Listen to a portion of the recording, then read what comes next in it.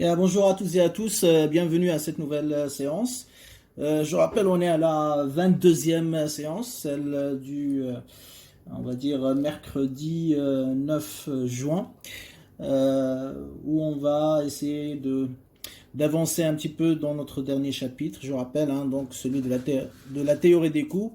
Hein, et je rappelle aussi qu'il sera intégré dans l'examen final, bien évidemment. Alors, la dernière fois, donc, on avait un petit peu établi les différentes formules de calcul, à la fois du coût variable moyen, du coût fixe moyen, du coût moyen, du coût marginal, aussi bien dans le cas de variation discrète que dans la variation continue. On a aussi établi les représentations graphiques. On a vu que le coût fixe moyen, sa courbe elle est décroissante. La courbe du coût variable moyen, elle est en forme de U, d'abord décroissante, ensuite croissante. La même chose pour la courbe du coût moyen, qui est sous forme en U. Et puis, donc, il nous reste, je crois, la représentation graphique du coût marginal qu'on n'a pas encore abordé. C'est ce qu'on va faire tout de suite. Donc, représentation graphique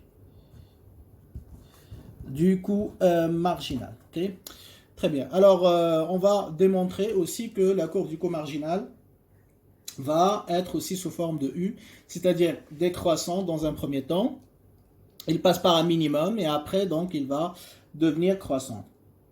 Donc, pourquoi justement cette forme? On va donner explication économique, après on va donner une démonstration mathématique.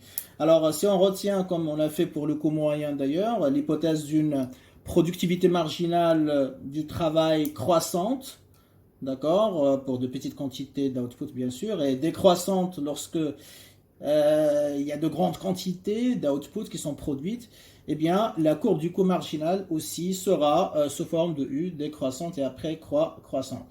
La raison tient en fait que si on part du fait que la productivité marginale est croissante, dans un premier temps, ça veut dire que les travailleurs sont efficaces. Donc chaque fois que je vais embaucher un travailleur supplémentaire, eh bien sa production va être supérieure à la production moyenne ou du travailleur moyen. Et du coup, je vais produire plus d'output avec moins d'input, notamment le travail. Et donc, ça veut dire tout simplement que eh bien, la production d'une unité supplémentaire d'output va exiger ou va nécessiter de moins en moins d'input, donc elle va être moins coûteuse en termes de charge, d'accord. Et forcément, si on utilise moins d'input, moins de charge, bah, le coût marginal, voilà, le coût de production de cette unité d'output supplémentaire va être de plus en plus faible et donc elle va être décroissante. En revanche, si la productivité marginale est décroissante, ben, l'efficacité des travailleurs devient plus faible et donc on va avoir besoin de plus d'input pour produire des unités supplémentaires d'output. Donc la production d'unités supplémentaires d'output va devenir plus chère, plus coûteuse. Et donc forcément, le coût marginal qui représente ce coût de la production d'une unité supplémentaire va être aussi croissant, de plus en plus élevé. Et donc là, effectivement, donc on aboutit à une courbe qui passe par ou qui évolue selon deux phases. D'abord décroissante et après croissante. Donc je récapitule un petit peu ce que je viens d'expliquer. Donc PML d'abord croissante, comme on a dit. Donc augmentation de l'efficacité, ok. Donc ça veut dire que on utilise moins d'input.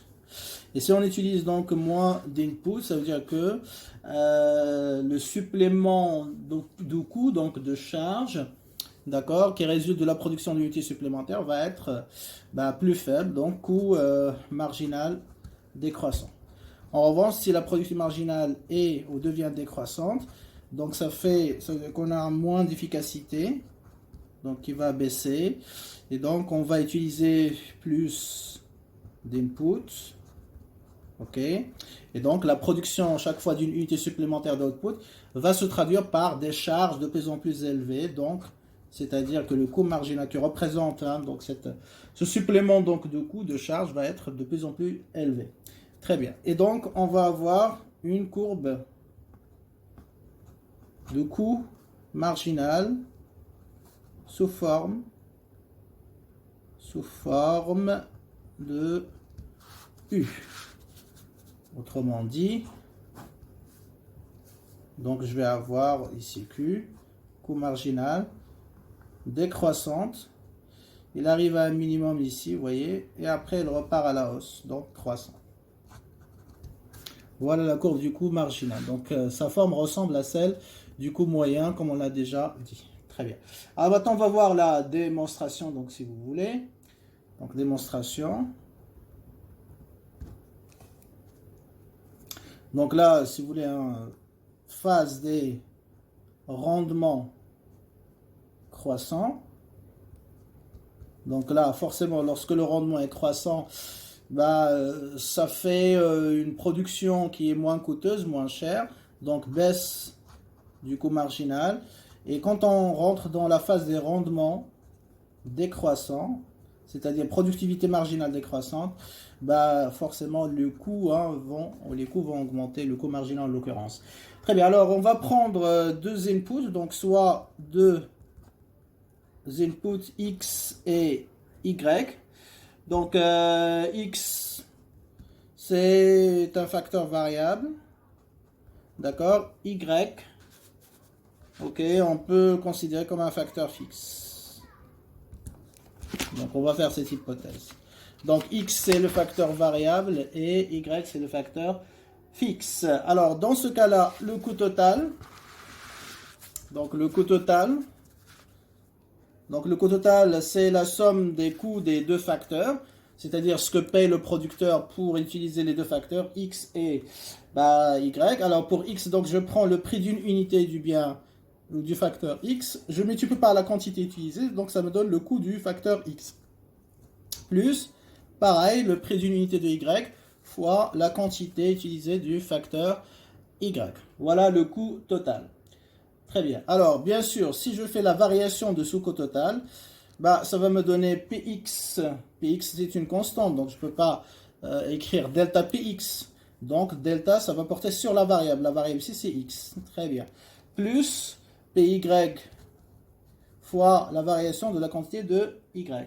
Alors, comme Y est un facteur fixe, donc sa quantité elle est fixe par définition, cela implique que delta Y, c'est-à-dire la variation d'une constante, est égale à 0 tout simplement.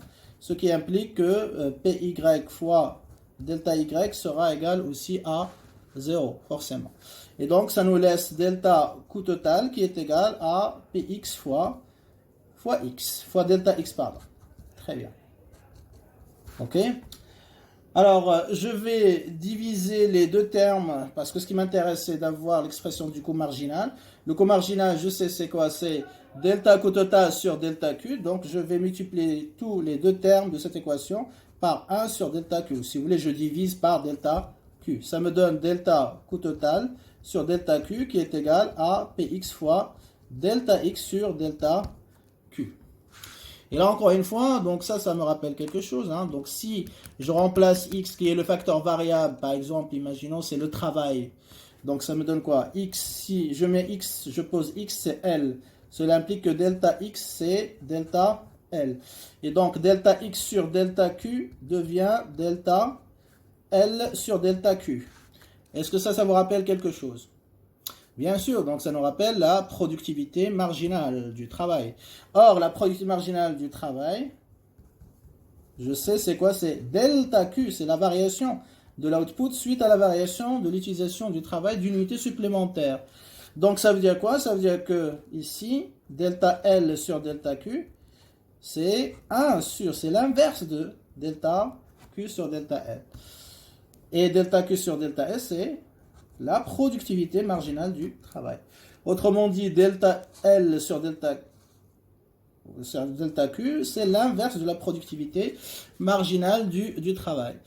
Voilà. Donc là, on peut généraliser, si on revient à delta X, donc delta X sur delta Q, c'est quoi? C'est l'inverse de delta Q sur delta X. Et ça, c'est quoi? Lorsque je fais le rapport entre la variation de l'output et la variation de l'input, ça me donne toujours la productivité marginale de cet input.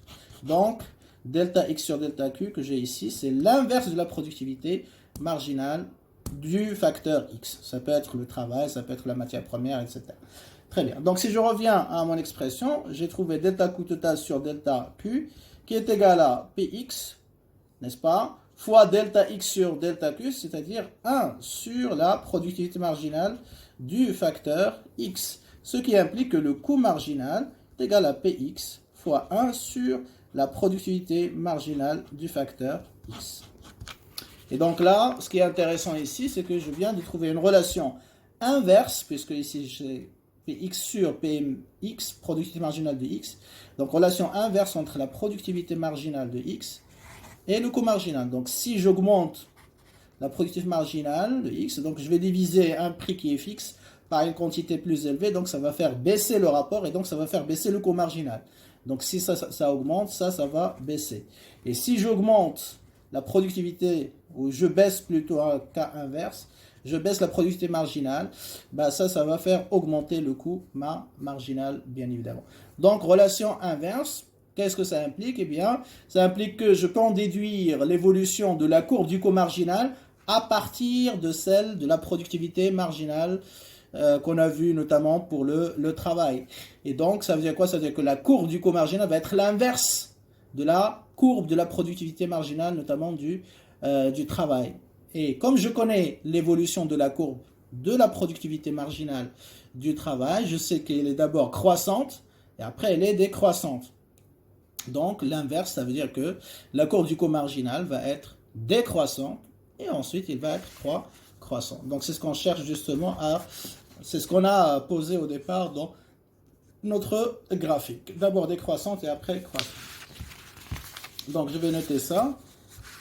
Alors donc il existe, on a une relation si vous voulez inverse entre le coût marginal et la productivité marginale donc du facteur X. Ok? Donc ce qui implique que si la productivité marginale de X est croissante, cela implique que le coût marginal va être décroissant. Et lorsque la productivité marginale de X est décroissante, bah, le coût marginal, sa courbe va être croissante. Okay? Voilà donc pourquoi la courbe du coût marginal, il a cette forme en U, bien évidemment. Ok? Très bien.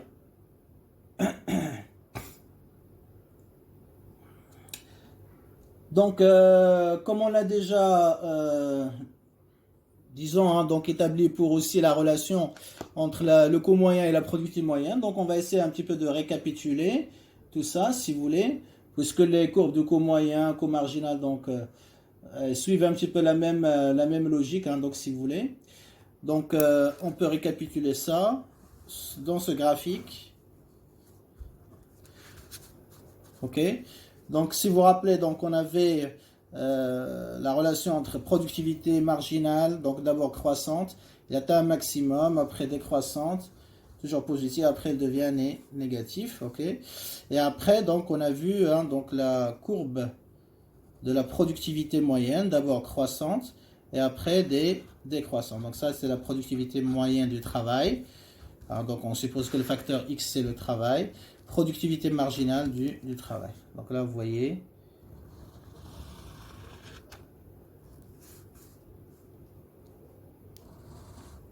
Il y a différentes phases, hein, si vous vous rappelez des 4 phases, etc. Donc là, on peut établir une correspondance avec le coût marginal, bien évidemment, et le coût moyen. Ici, vous avez productivité moyenne et productivité marginale du travail, ok? Et donc là, effectivement, donc si je reprends la productivité moyenne, donc là, là où le coût moyen, donc si vous voulez,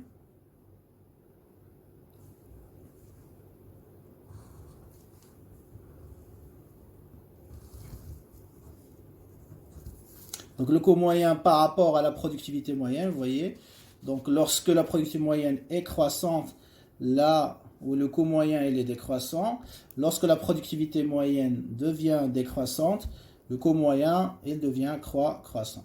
Maintenant, je prends la productivité marginale, elle est là. Ok. Alors, lorsque la productivité marginale elle est croissante, donc le coût marginal elle est décroissant. OK? Et quand la productivité marginale, bien évidemment, va devenir décroissante, ben lui, il va devenir croissant.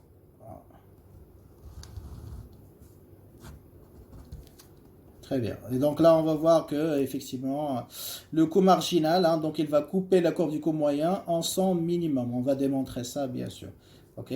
Mais voilà, donc retenez bien donc cette relation inverse. Vous voyez, lorsque la productivité marginale, elle est, voilà, elle est croissante, coût marginal décroissant, et celui-ci devient croissant lorsque la productivité marginale devient décroissant. Pour la courbe du coût moyen, donc décroissant dans un premier temps, parce que la productivité moyenne, elle est croissante, et dans un deuxième temps, croissant, vous voyez, pour le coût moyen, croissant, parce que la productivité moyenne, donc, devient décroissante. Voilà un petit peu, hein, donc, j'espère que c'est visible. Très bien. Alors maintenant, donc, on va s'intéresser aux relations mathématiques entre coût moyen, coût marginal, d'accord, et coût total. Donc, coût marginal, coût moyen et coût total. Très bien. Donc, on va faire une série de démonstrations, d'accord, pour effectivement mettre en évidence ces relations, parce qu'ils seront très utiles, notamment, hein, donc pour expliquer un peu les évolutions des différentes variables, mais aussi, si jamais il y a une variable qui me manque, par exemple, je ne connais pas le coût moyen, je connais le coût total, coût marginal, je peux déterminer les valeurs qui manquent aussi. Donc, c'est très utile. Alors, si vous voulez, on va faire ça sous forme de questions, d'accord, comme des questions de cours d'examen. Donc, comment le coût marginal, on va commencer par le coût marginal, détermine-t-il l'évolution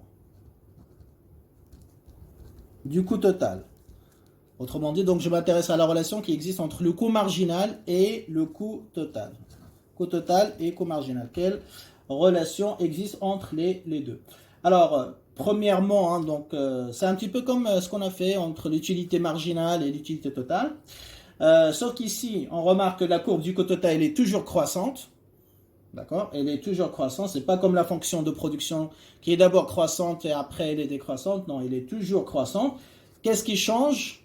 D'accord? Ou quelles sont les différentes phases d'évolution qu'on identifie? Eh bien, c'est par rapport au rythme de croissance, c'est-à-dire la vitesse de croissance avec laquelle croît cette fonction de coût total. Donc, d'abord, le rythme, il est ralenti. Voilà, donc elle croît.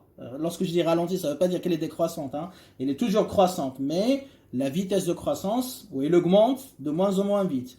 Mais la deuxième phase, elle accélère le rythme, la vitesse de croissance, et donc il augmente de plus en plus vite. Okay? Donc ça veut dire qu'il y a un point d'inflexion à partir duquel donc la fonction de coût total va changer le rythme de croissance. Donc voilà la question à laquelle on va répondre, c'est pourquoi cette évolution et quel est le rapport avec le coût marginal. Alors, ça c'est pour l'évolution du coût total. Qu'est-ce qu'on remarque concernant la courbe du coût marginal? Donc on a dit deux phases. Premièrement, elle est décroissante et deuxièmement, elle est croissante. Et on peut aussi remarquer que lorsque la courbe du coût marginal est décroissante, le coût total est décroissant à un rythme ralenti.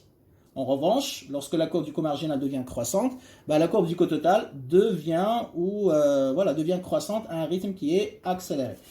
Donc, quel est le lien entre les deux et pourquoi on a cette correspondance? Très bien, donc c'est ce qu'on va démontrer. Très bien, alors, quand je dis que le coût marginal, donc on va partir du coût marginal. Le coût marginal, d'abord, il est décroissant, n'est-ce pas? Très bien. Alors, comme j'ai dit, le coût marginal, ça peut être une valeur numérique comme ça peut être une fonction. Donc, quand une fonction, elle est décroissante, eh bien, si et seulement si, sa dérivée première est négative. On est bien d'accord. Voilà, quelle que soit la fonction f, elle est décroissante si et seulement si sa dérivée première est négative. Donc, Cm, dérivée première du coût marginal, est négative. Très bien. Or, je sais que le coût marginal, c'est quoi? C'est la dérivée première du coût total par rapport à la quantité. On a déjà établi ça. Ce qui implique que, donc je remplace, donc le coût marginal, je le remplace par coût total prime, et il me reste prime une seconde fois, inférieur à 0. Ce qui implique que la dérivée seconde d'accord, du coût total, toujours par rapport à la quantité, bien sûr, est négatif. Et on l'a déjà établi, hein, donc quand on a parlé aussi de la relation entre productivité marginale et rythme de croissance, aussi de la fonction de production. Lorsque la dérivée seconde d'une fonction elle est négative, ça veut dire que le rythme elle est comment? Elle est ralentie. Et comme la fonction elle est croissante, donc on dira que coût total est croissante à un rythme qui est ralenti. Donc voilà la réponse à notre question. Pourquoi le coût total est dans une première phase croissant à un rythme qui est ralenti? Parce que le coût marginal il est décroissant. Donc ce n'est pas parce que le coût marginal est décroissant que le coût total devrait être décroissant. Donc le coût total, toujours, il est croissant. Et le coût marginal aussi, pour ceux qui se posent la question, s'il est positif, s'il est négatif, etc., il est toujours positif, le coût marginal. D'accord? Donc, rythme ralenti parce que le coût marginal est décroissant. Donc maintenant, on part du fait que le coût marginal, deuxième phase, il est croissant. Donc pareil, une fonction elle est croissante, c'est seulement si sa dérivée première est positive. D'accord? Or, je sais que le coût marginal, c'est coût total prime. Je remplace coût marginal par coût total prime. Il me reste prime ici, supérieur strictement à 0. Ce qui me donne donc coût total qui est dérivé deux fois. Il doit être positif. Et donc, quand la dérivée seconde est positive, ça veut dire tout simplement que la fonction, voilà, ou le rythme d'évolution de la fonction se fait selon un rythme qui est accéléré. Comme elle est croissante, donc j'écris croissante. Un rythme qui est accéléré. Voilà, donc si le coût total est croissant à un rythme accéléré, c'est parce que le coût marginal, bien sûr, il est croissant. Et donc, bien sûr, le point d'inflexion de la courbe du coût total, qui correspond au point de changement donc, de rythme, bah, c'est le point, bien évidemment, hein, donc, où la dérivée seconde du coût total est égale à 0. Hein, donc, si on exploite la relation, hein, donc, c'est-à-dire le coût marginal, c'est la dérivée première, etc., bah, on va obtenir que la dérivée première du coût marginal sera égale à 0, c'est-à-dire que c'est au point minimum, bien évidemment, hein, parce que la courbe du coût marginal est d'abord décroissante et après elle est croissante. Donc, c'est le point d'inflexion correspond au point minimal du coût marginal, bien évidemment. OK? Très bien. Alors, maintenant, on va s'intéresser à l'impact ou à la relation qui existe entre le coût marginal et le coût moyen. OK? Très bien. Alors, deuxième question. Comment le coût marginal détermine... attention, hein, ce sont des questions qui ont été déjà posées dans un examen, même démonstration, etc. Les démonstrations aussi, ça fait partie des questions d'examen. Donc, comment détermine... Le coût marginal détermine l'évolution, d'accord, du coût moyen. Donc là, ça vous rappelle quelque chose. Hein, donc c'est un petit peu la même question qu'on avait traitée concernant la relation entre la productivité marginale et la productivité moyenne. Donc ça concerne un petit peu les... Voilà, comme on l'a déjà démontré pour la productivité marginale et la productivité moyenne du travail, on sait très bien la relation qui existe entre les valeurs moyennes et marginales. Quand la variable marginale est supérieure à la variable moyenne, bah, la variable moyenne, elle est croissante. Et si la variable, ça tire la moyenne vers le haut, et si la variable marginale devient inférieure à la variable moyenne, bah, à ce moment-là, bien évidemment, donc la moyenne ou la variable moyenne devient décroissante. Okay? Et effectivement, donc, quand on analyse l'évolution conjointe du coût marginal et du coût moyen, qu'est-ce qu'on remarque? Quand la courbe du coût marginal est en dessous de celle du coût moyen, c'est-à-dire inférieure, bah, la courbe du coût moyen, elle est décroissante. Et quand la courbe du coût marginal est en dessous, ou si vous voulez au-dessus, pardon, hein, donc de celle du coût moyen, c'est-à-dire supérieure, bah, la courbe du coût moyen devient croissante tout simplement. Donc c'est ce qu'on va démontrer. Ok? Très bien.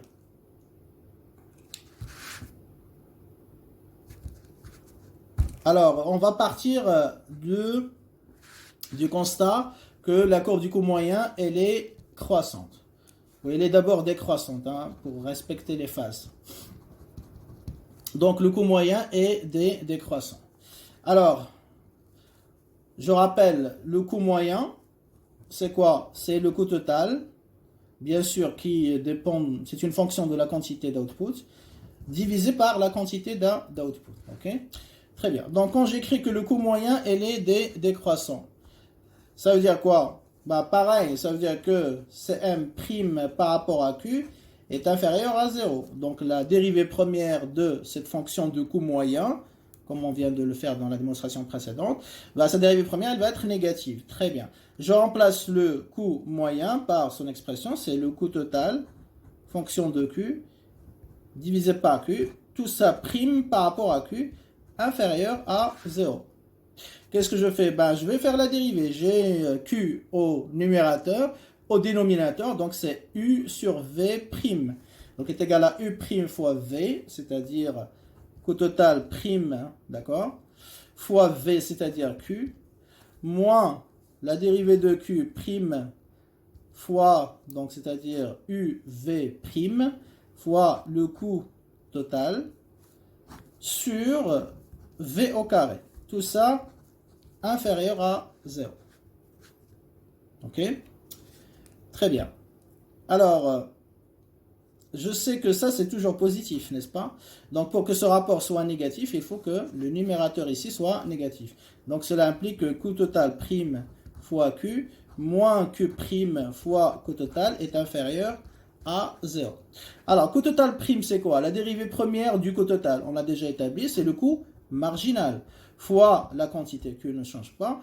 Q prime, c'est-à-dire je dérive Q par rapport à Q, donc c'est 1 fois le coût total, c'est coût total. Donc, inférieur à 0.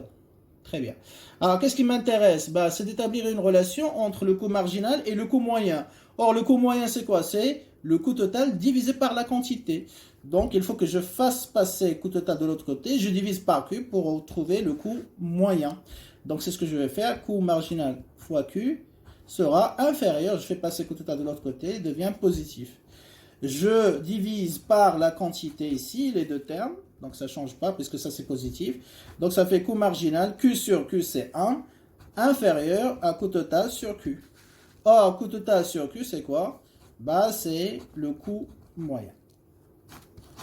Et donc je retrouve, voilà, donc si le coût marginal est inférieur au coût moyen, si la courbe du coût marginal elle est en dessous de celle du coût moyen, qu'est-ce qui va se passer?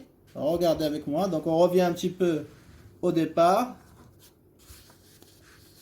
Bah, le coût moyen va être décroissant, tout simplement. Ok? Très bien.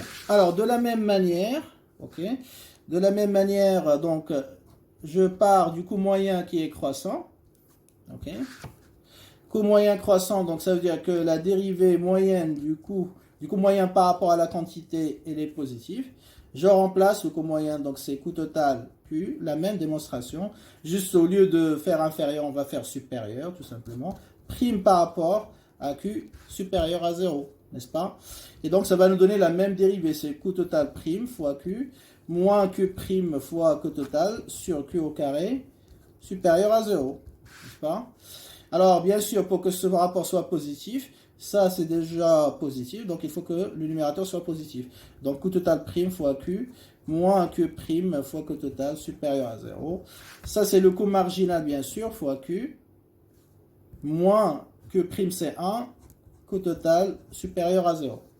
Je fais passer pareil, coût total de l'autre côté. Donc, ça fait coût marginal fois Q supérieur au coût total.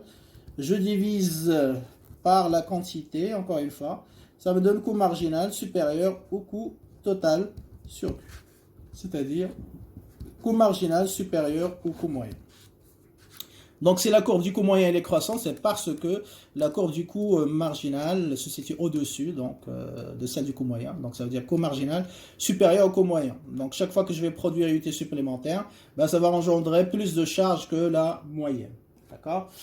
Très bien. Et puis, voilà, donc, bien sûr, la courbe du coût moyen, hein, donc il est à son maximum. D'accord? Si la dérivée est égale à 0, ce qui va nous donner la même chose, hein, donc j'essaie de résumer un petit peu. Directement, j'écris coût marginal fois Q, n'est-ce pas? Moins le coût total est égal à 0. Ce qui implique que le coût marginal est égal au coût total sur Q. Donc, coût marginal est égal au coût moyen. Donc, lorsqu'il y a égalité entre les deux, ben, la courbe du coût moyen sera à son maximum, tout simplement. Et donc, il sera coupé, si vous voulez. Hein. Donc, la courbe du coût marginal coupe Pas maximum, pardon, minimum, hein, excusez-moi, parce que les décroissants croissent. Ok, très bien, donc on arrête à ce niveau-là.